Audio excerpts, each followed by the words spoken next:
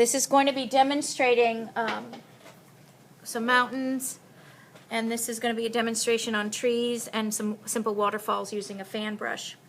And if we look at the edges of a mountain, this is Rocky Cliffs in Chile, you've got some freeform edges here and shapes coming around here. Just various jagged shapes, and that's kind of what we're going to be trying to achieve with our cliffs. So we're going to take our pictures, and we should have a little bit of cloud background at the top of our pictures. From the last art project, we did some cloud formations here. And we're going to go ahead and put in some, and these are kind of colorful ones, some mountains and cliffs. And to go ahead and do that, we're going to be taking our fan brush, and in the distance, when you see mountains, because of the air particles and the atmosphere, mountains that are far, far, far away kind of appear purpley. So I'm going to give a little bit of a purple color, and I'm going to put in barely touching the purple, and then I'm going to wipe. With the fan brush, it really helps if you put almost no paint on your brush. You can always add more to the brush later if you need to.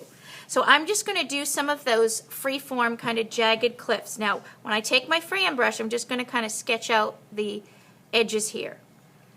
And I'm going to give kind of, I push down, go over, sideways, and if I go horizontally, I get a thinner line.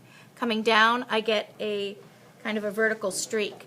Now I'm loading up again, and I'm just putting in some edges of my mountains here. And then kind of streaking down, blending down and in. So the key to this is almost no paint on the brush, working up small amounts at a time. You don't want it to look, let me see if I can get this brush to do this, separate. You don't want it to look like separate lines. You want it to be smooth, a smooth edge.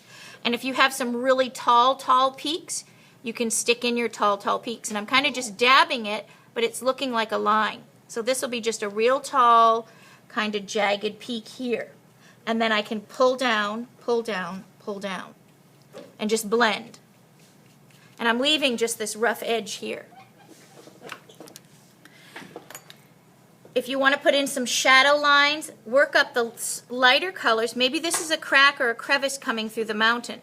And so I'm going to put in a crack or crevice in this using a light gray. Start it light and then work your way to dark. If you want to add some dark purple crevices once you've done your mountain. And look, this is almost no paint. Almost no paint on this brush. You see that purple? A real small amount. That's what I'm finding that kids are doing, is they're putting too much on. So I'm going to put some kind of jagged areas to the mountain. If you ever go on cliffs, in my backyard when I was growing up, we had granite cliffs, and they would make, it would be edges, this would be a flat area, and then it would drop. And so you do your flat area, and then drop. So I'm trying to make crevices and cracks in the granite and in the cliffs of the mountains. So I can do a mountain area here, and then it drop, and I would leave this fan brush pattern here. I'm bringing this in, and then I'm going to start working up some lighter colors. As we get down the hill and the mountains start giving life. It starts having grasses, greenery growing in the mountains. We're at a lower elevation, so we have more hills. And I'm just placing the color and then blending down with my brush. Again, very little on here. Place and blend down. So you can work up your cliffs. You can put in your whites, come back in. See how much on the brush? Very little. Come back in with your white to blend any area that looks too dark. If you want to give a little mountain cap, you can put some more white up at the top. And I'm just kind of laying and blending my color. If your brush gets too wet with paint, wash it, dry it, and then add some more. So this kind of looks more natural when you blend, as you're blending in. Now if you want to do some cliffs, and well, you have your cliffs here, but if you want to put in a little stream or a waterfall, when you do your streams and waterfalls, say I'm going to build up some rocks first. This is going to be larger rocks in the foreground. So I'm taking my brush, loading up with some grays, and I'm laying my brush down. As I lay it, I'm just going to leave it. These are like large boulders. So I'm putting in a little bit of gray, then I'm going to dip in some green. Sometimes on these rocks that are near the water, moss forms. So you see how I'm doing my paint? Okay, it's still very little paint. This is halfway on the brush right here. It's not filled. The brush is not all filled, and I lay the color and leave it. So it does look like large boulders. Then I'm going to dip in a little bit into the green. And as I get away, this is where the water is going to be. As I get away from the water, it's going to start forming more green area here. And this is going to blend into, say, a field right in here. So you can blend into how you like it. Now I'm going to show you real quick how to do that waterfall. If this is the stream that's coming off of the, right in here, I have it horizontal. This is the stream that fell off the cliff here. And then it's going to drop. This is horizontal first. So water starts horizontal as it flows horizontally.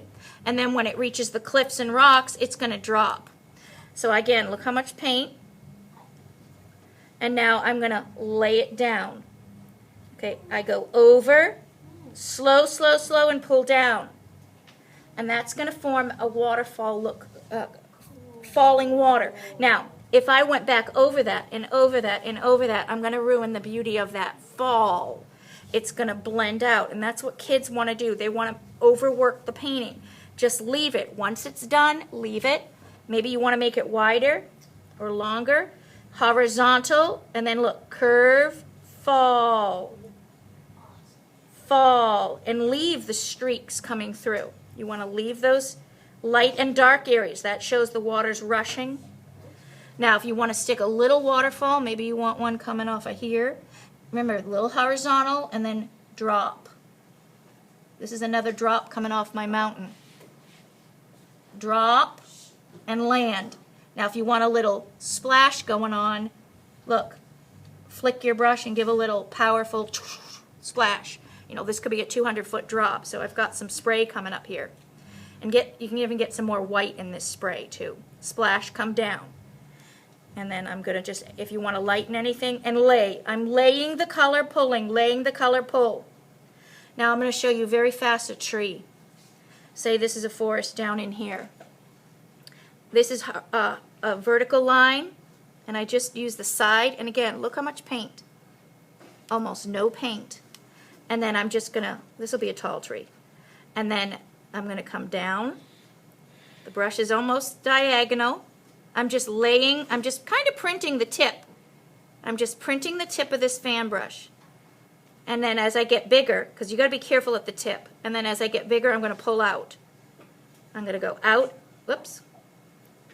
I got a crack in the paper here. I need more paint. So I'm pulling out as I come down. There. And there's our forest and tree.